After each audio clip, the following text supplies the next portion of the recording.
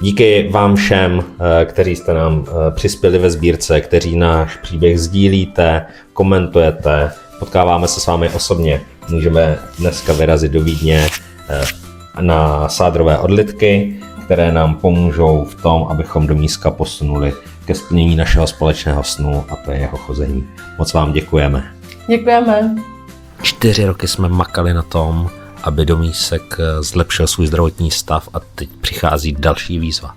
Ortézky by nám měly pomoct v tom, že Domísek bude jednou moc chodit po svých vlastních nožičkách a my už se nemůžeme dočkat toho, až udělá svůj první samostatný krok. Tak Domí, a jedeme!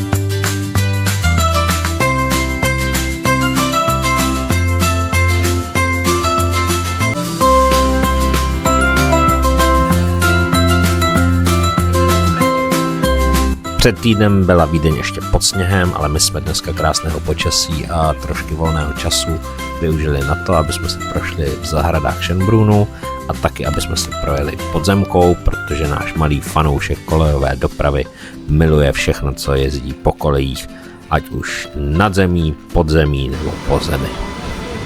Za 4 týdny nás čeká další návštěva Vídně, ta už bude trošku delší, protože tam už se budou aplikovat přímo ortézky, ale my to všechno zvládneme a cesta bude sice ještě dlouhá, ale my vidíme jasný cíl chodícího do Míska. Děkujeme.